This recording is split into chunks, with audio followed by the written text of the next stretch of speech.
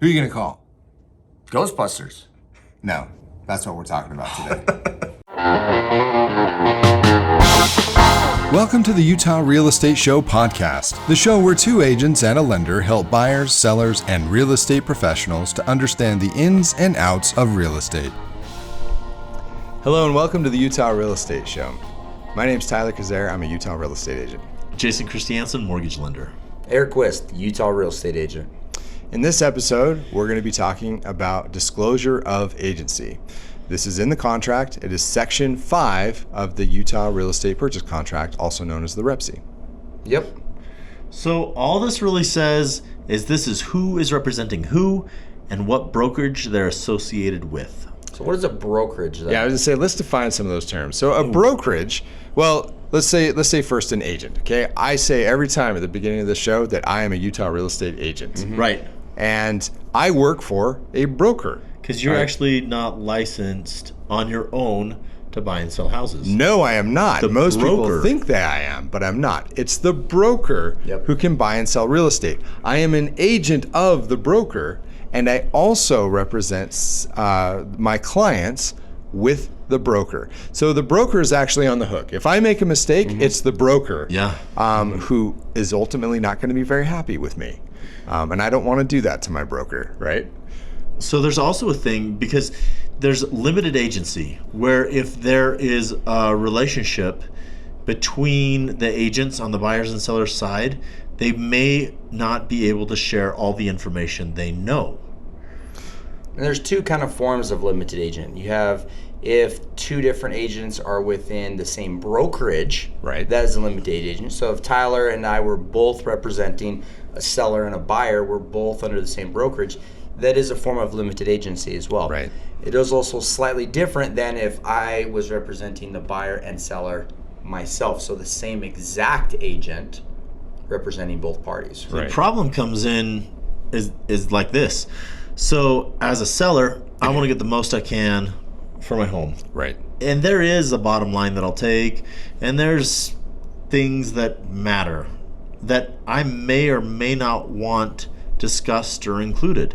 Like how many offers I've got, what the highest offer is, what the lowest offer I'll accept is. And so if Eric knows all of this, and now he's representing my buyers, that may be an unfair advantage to either me or the buyers. And it just depends on who he likes better. Yeah. Or how good he is at keeping his mouth shut, because he may let something slip. And even if he is fantastic at keeping his mouth shut, most likely a buyer or a seller in the future is going to wonder, I wonder if Eric was really representing me well, or if my agent was really representing me well, or did he represent the other side instead of me?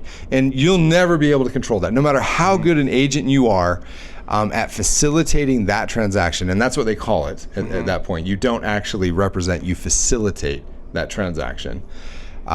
In that situation, both sides, or at least one side, is going to wonder, did Eric maybe lean to the other side instead of to my side? And if you do have an agent that you love who you end up letting take both sides of the transaction, you just got to know, this is what I wanted and I got this and it worked.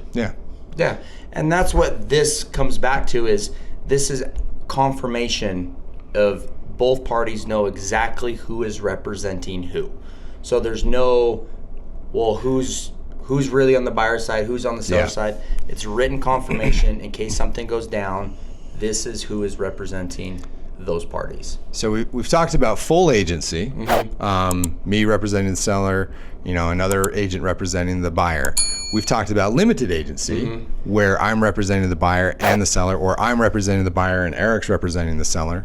Now let's talk about unrepresented, right? We hear the phrase FSBO kicked around. That means for sale by owner. The owner means I'm not involving an agent, an unrepresented seller. And we also have unrepresented buyers. So why would... How come there's not an abbreviation for that? I don't know, unrepresented buyer, a UB? Put a comment down below for a... What should we call those? An acronym or something. Yeah, give us an acronym for an unrepresented buyer. But that goes in right here too. If there's no buyer's agent, what do you put here on the line? None. Yeah. Same with no brokerage. Yeah. Actually, if there's no agents, you don't even have to use this purchase contract. Right. Which can be scary. Yes. But if there is an agent, interestingly, agents are required to use this document. Contract on an existing home. Yeah.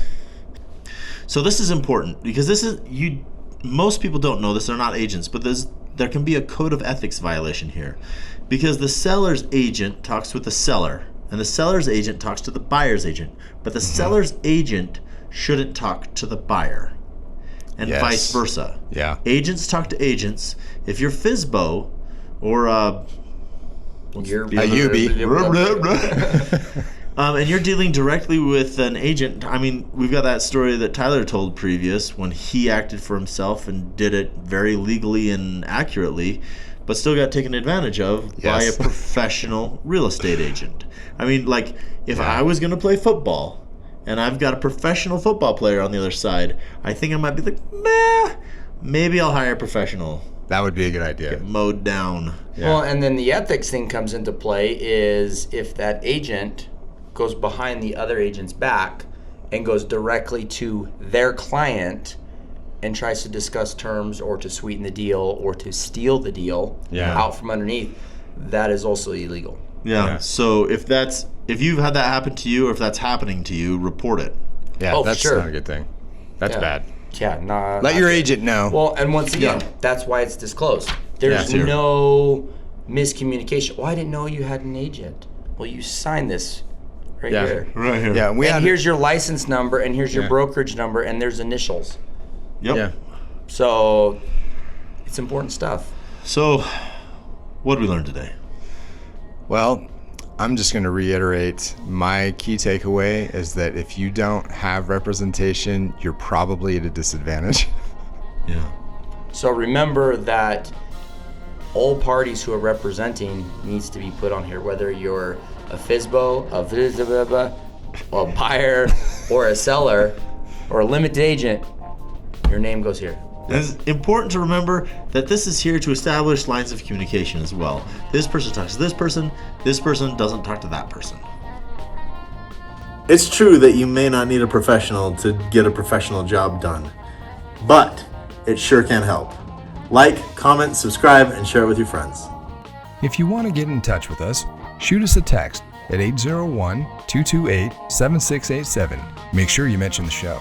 You can email us at theutahrealestateshow@gmail.com. The Utah Real Estate Show is a production of Hive Collective at Presidio Real Estate with support from Security Home Mortgage. Security Home Mortgage NMLS number is 178787. Jason Christiansen NMLS number is 240472. Equal housing lender. Not only is this not legal or investment advice, but you should definitely talk to a pro before you make any real estate decision. Every situation is different and should be considered in context.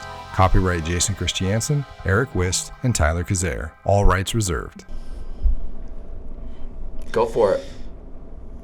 You haven't gotten it right on first take yet.